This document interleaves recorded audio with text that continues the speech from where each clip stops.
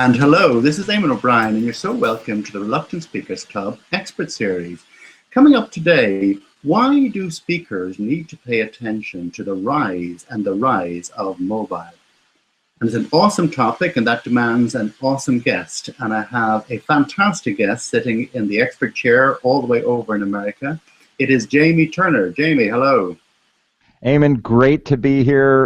You and I in the pre-interview got to know each other a little bit. I'm fascinated by everything that you said, so I'm looking forward to the interview today. Well, I am too. And just to introduce you properly, Jamie, of course, you are the founder and the chief content officer at the 60 Second Communication. You are a speaker, you're a podcaster. You've also given advice to both Coca-Cola and Holiday Inn and to others indeed. And you're the author of How to Make Money in Social Media, what a splendid idea, and Go Mobile. So you're a perfect guy to talk about transition and what's happening in the world of communication. Yeah, absolutely. You know, mobile is changing the planet, as we all know. A little bit of research we did at the 60 Second Marketer. So 60 Second Marketer is the blog, 60 Second Communications is the parent company. But 60 Second Marketer did some research where we found out that there are more people who own mobile devices around the globe than who own toothbrushes. And we did 3 months worth of research, really drilled down, got into literally weighing how much a toothbrush weighs because there were statistics around that. And came to the conclusion that there, in fact, at the time the research was done, more mobile phone owners than there were toothbrush owners. That is a very sad state of affairs. Yeah. And obviously the word decline ought to be put in a sentence somewhere. Right, exactly. Yeah. So tell me a little bit about what's happening in the mobile space, because it is changing the face of communication today in terms of what people are exposed to, and indeed how they consume information. Yeah, just from a big picture point of view, you can think of all media as effectively a bridge between brands and consumers. So in the early 20th century, radio came along and brands said, hey, you know, there's always been print, or there had been written in the last 100 years print. Now early 20th century, we're going to use radio, and then mid 20th century, it was TV, and then late 20th century, it was the internet. Well, early 21st century is the mobile device. And so the way to think about a mobile device is, A, it's a channel that connects your brand to your prospect. But from a consumer point of view, a mobile device is not necessarily a smartphone as much as it is a remote control for your life. So people are using it for much more than just what it was designed for originally, which was to talk to people, but they're using it as a way to run their lives. And so that ranges from everything from I'm using it to communicate via Facebook with my friends, to I'm using it to check my emails while I'm at lunch at the mall, to I'm using it to monitor my health as a way to find out if I'm doing things in a healthy fashion. So two key concepts there. One is it's the latest channel that connects brands to consumers. And the second is, from a consumer point of view, it's not really a smartphone as much as it is a remote control for your life. Yeah, and interestingly, because it's doing all of those things, and it is actually demanding of your time, it also has severe limitations in terms of what people can and are actually prepared to consume. What have you noticed about that? So if you think about speakers who are trying to get their message out there and they're using communication, because here's the deal. If you have a great idea and you haven't told anybody about it, a remarkable thing will happen. Nothing. So if you're trying to get your message out there and it's now going into that small space, and also people are using it in a more, I suppose, fitful fashion, what is it actually doing to what people are consuming and why? Well, that's a great question. So as a speaker, a lot of speakers are thought leaders. They're trying to make sure that they are perceived as leaders in their industry so that they get hired to speak or get brought in to speak, or get asked to publish books, things like that. So there's two things in mobile that are relevant on that front. One is content, and the other is context. So on the content side of the equation, from a speaker point of view, you're trying to make sure that everything you do is digestible not only on a desktop computer but also via mobile device. And that's where the second thing comes in, which is context. Think about how a person is using a mobile device. That's the context in which they're using the mobile device. What is typical? Well, what's typical is that at a desktop computer, you're usually sitting down in a closed office environment. You've got kind of a little space around you, things like that. The context on a mobile device is, I'm standing at a stoplight reading your blog post while I'm waiting for the light to change. I'm sitting in a mall eating lunch. Or in Ireland, I'm at the pub. So there's a bunch of different... Yeah. So that does happen. Yeah, it does happen on occasion, yeah. Right. I'm having my breakfast beer here at the pub in Ireland. I'm kidding. I'm English, by the way, everybody. I can have some fun with multiculturalism and stuff like that. But the point I'm trying to make is you have to take context into the environment and think through where people are when they're digesting your content. So as a speaker or a thought leader or an author or any of your listeners who are listening to this, think about this. The New York Times has now told their writers, we want you to start digesting content off your mobile device, because that's how people are digesting our content at the New York Times. And so we need to make sure that we're thinking through how to frame up that content so that it's digestible from a mobile device. And you'll notice that the New York Times articles are now getting shorter and shorter and shorter because they realize people are reading things off their mobile devices and they want to get to the point quickly before the stoplight changes, before they finish lunch, whatever it is, so that they can digest it, absorb it, and then use it to improve their lives in some way, shape, or form. So content is one thing, context is the other thing. They're both important, and I would encourage the listeners of the Reluctant Speaker Club to sit down and think through, okay, here's what we want to do from a context standpoint. Yeah, no, I think that's a good way to put it, because the reality is that you have to start from where your audience is. And you know, if you look at what people consume, and for example, if you look at the typical writer of a blog, and you look at the dwell time that people might have enjoyed even 2 to 3 years ago compared with now, it's gone down markedly. And so really you have to let people consume things incredibly quickly. And then if they want to find more, give them the wherewithal to do it, but realize that they may choose not to. Absolutely. And I love what you're saying there. You have to meet the consumer where it is, the consumer of your content where they are. I have a client who is a thought leader in the multi-religious space. So he crosses a lot of boundaries, which is great. A fascinating guy, Oxford educated, an incredible guy. And but his blog is being written from his point of view, and I'm encouraging him to flip it over and say the consumer of your information is only interested in their own self-interest. They only have their self-interest in mind. So you have to instead of talking about you have to talk about them. So Eamonn, when you were talking about that and starting with the consumer of your information in mind, that's whether you're speaking or writing a blog post, you always have to start with them in mind and then think backwards. Go backwards from there to yourself. And that's the only way you really resonate with people, whether it's via mobile, via desktop, via live speech, whatever it is, you got to start with them in mind. Yeah, that's a good way to put it, actually. For years, I had a fellow who worked for me as a sales director, and he had a lovely phrase. I'm going to give him the credit for it. I don't think it's original. He said that, Eamonn, you must realize that people will only do things for their own reasons, not for yours. Now, that's always been true, but now we can't preach and we can't tell people to do things. We have to influence them, and we're competing. Well, we're competing against a lot of noise, I guess. Yeah, totally. Love that line, by the way. That's a great line. Yeah, well, I'm giving him the credit for it, so there you are, yeah. So always make other people sound better. But I guess the other thing that's happening from a speaking perspective is that although, of course, as speakers, we necessarily have the opportunity to get captive attention, which is wonderful, but a lot of speaking is now moving towards the more virtual, where you're not always going to be present in front of the audience.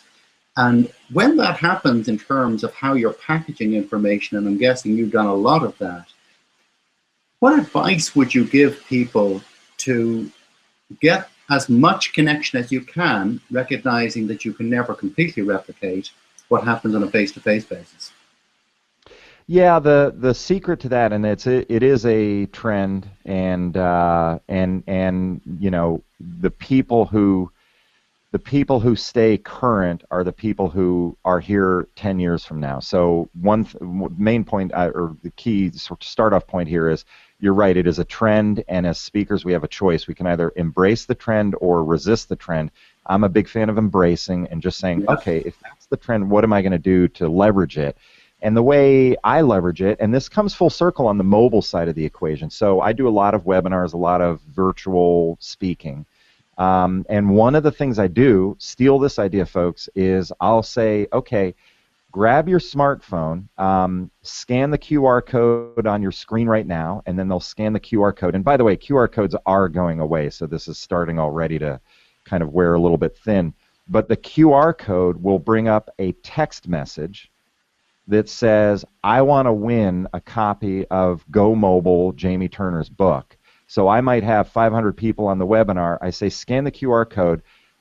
400 of them scan it and bring up that message. The first person who sends the text to me and I receive it wins a copy of the book. So it's a great way to take a technology that is virtual, and how do I connect with my audience and get them to engage with me via their smartphone as a way to say, hey, we're going to stand out from your ordinary speech where it's a talking head. I'm going to actually have you engage with me, and I'm going to reward the first person who presses the button and gets the SMS, the text message to me, as a way to show I'm engaging with you, and gives them interaction and kind of breaks the pattern of just a talking head. So that's a great use of current technology that is using a mobile device as a speaker in order to engage an audience. Yeah, I love that advice. And actually, I suppose it's almost akin to, not akin to, but actually takes a leaf out of the email marketing book, where if you really want to make sure that you're engaging with your audience, make sure that they feel the urge to click something. If they haven't, then probably not a lot happened.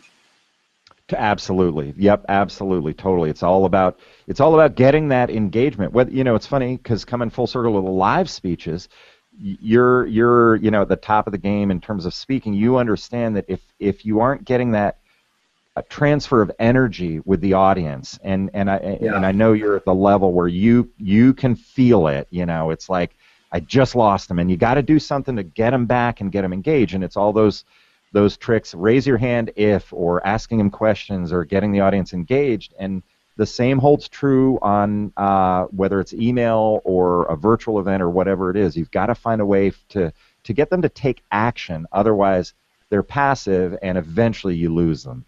Yeah, and I suppose one of the things that's very interesting, if you look at what's happening in the mobile space in general and what people are consuming, increasingly it's a lot more video and also audio. And I know that you're very active in both, and not just in your webinars, but so you're doing a lot of video and you're doing a lot of podcasts.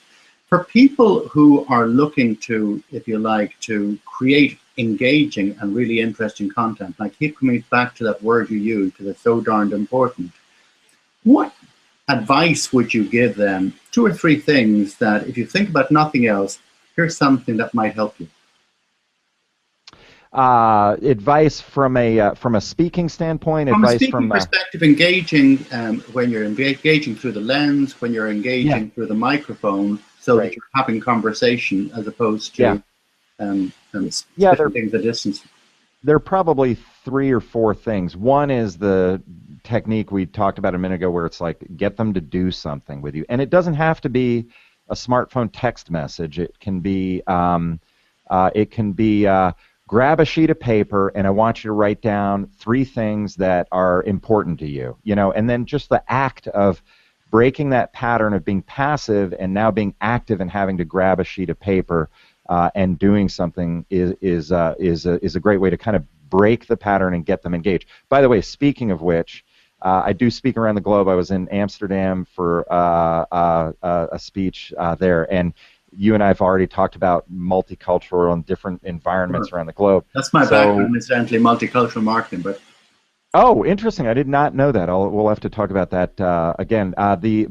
So in certain parts of the world, when you're a speaker and you say, grab a sheet of paper and I want you to write something down, everybody grabs a sheet of paper. So a lot of times, I've been in Mexico and done that. I've been in Egypt and done that, and great. So I'm in with the Dutch, and I love the Dutch. They're smart. They're great people. But I say, grab a sheet of paper and write this down.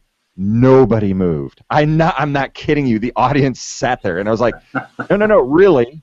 Grab a sheet of paper and write this down. Nobody moved. And I was standing up there, and I finally had to say, seriously, I'm not going to change the subject until somebody grabs a sheet of paper and writes some stuff down. And somebody, out of the kindness of their heart, did it. And I just learned later, the Dutch are, they're processing information, very sort of logical thinkers, and they're not good at being told what to do. They just don't want to be told what to do. So, no lesson there from a speaker. Yeah. Yeah, but here's some good news, incidentally, in terms of the fastest people in the universe to adopt ideas.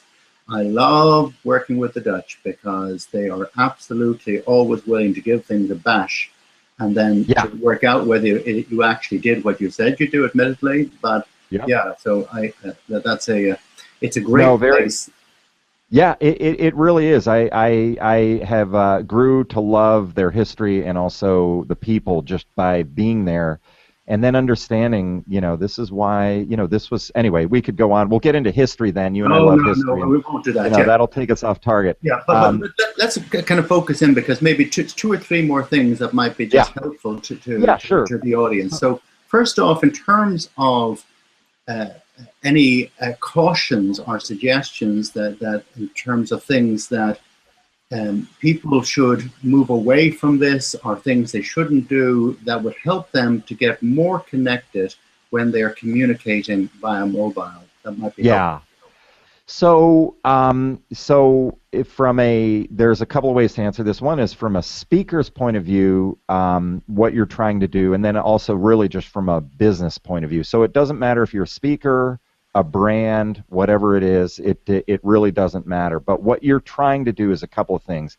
Here's some advice. One is embrace the technology. We've already talked about how you have two choices as a business person or a speaker.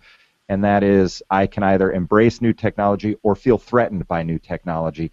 Embrace it, because the bottom line is the people who feel threatened are the ones that are left behind. So point number one is embrace it. The second is use the technology. A lot of people talk about mobile and they understand conceptually what mobile is. Very few people have clicked through on a mobile banner ad, or have done a mobile search, or have scanned a QR code, or have done anything that is taking you into a deeper level using mobile. So embrace it and use it, and then start thinking of innovative ways that you can use mobile in order to connect with your prospects and customers. And there's really only 5 or 6 different technologies within mobile to keep in mind. One is mobile websites. So ask yourself, is my website mobile optimized? Can somebody read it on their mobile device? Sure. The second is paid search. Very easy to get into Google and use Google on mobile. So that's that's low-hanging fruit. The third is to be thinking about online display, which is banner ads. The fourth would be local mobile. So that is, hey, I'm a restaurant owner and I've got 5 restaurant locations in Dublin. How do I use mobile? I can use Yelp. I can use TripAdvisor. I can embrace those things that people are using on their mobile device to find local things. So local mobile is a big thing on that front. And then a few other handful of things that are out there that people should be embracing in order to understand how to connect with their customers. And final point on all that is that the reason you want to do that is because if you don't do it, your competitors are going to be doing it, and your competitors are going to get ahead of you, and suddenly your prospects have a choice. I can connect with your competitor, I can connect with you, and you want to make sure that you're the one they're connecting with. Oh, absolutely, because if you're out of sight, you literally are out of mind. And I love what you said about digging a little bit deeper to really understand what people are doing, what they're experiencing, and also where you can influence that conversation. I think that's terrific advice. Yeah, absolutely. Yeah, I love that. And maybe just one last question. So if you think about all of the changes that you've seen over the last N number of years, now I'm thinking as a speaker and also somebody who's actively engaged in all of the various tools and creation of content, what one piece of advice over every other bit of advice would you give to people about being a more effective, more engaging communicator today? You know, you and I touched on it.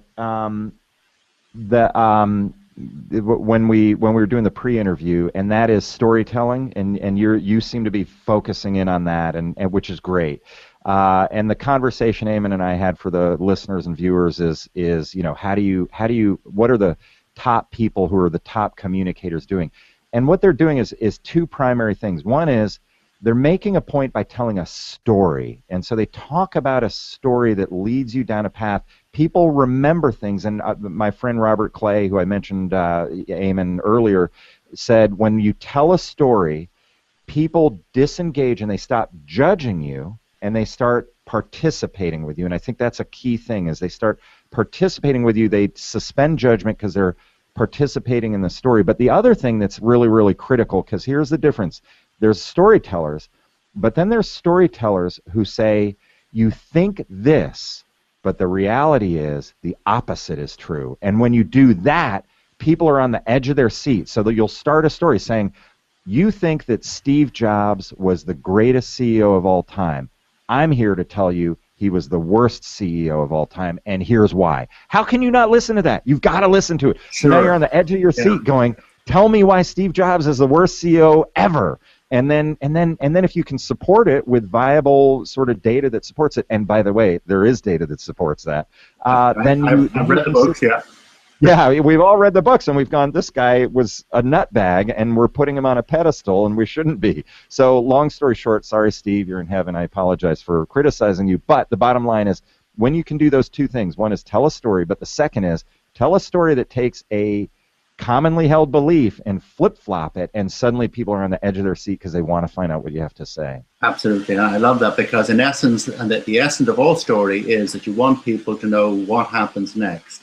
And actually, that's a good way to close out, because for people who'd like to know more about Jamie, then you're going to be able to click the links below on the blog here, and you'll find all sorts of information about him and also his books. Incidentally, you've written, is it 10, Jamie? I've written several books. I've written a bunch of articles and blogs that everybody would be familiar with. I've been profiled in a marketing textbook, the whole 9 yards. Same stuff as you, Eamon. So you and I share a lot in common, and I think that would be one of the things. Well, good. Well, look, can I thank you so much for joining with me, Jamie? I know we could literally wax lyrical for a gazillion hours, but maybe we'll revisit this another day, because there's so many topics we could delve into. That sounds terrific. Thank you for having me. Good. Well, and thank you also for watching the Reluctant Speakers Club today. And until the next time, happy speaking.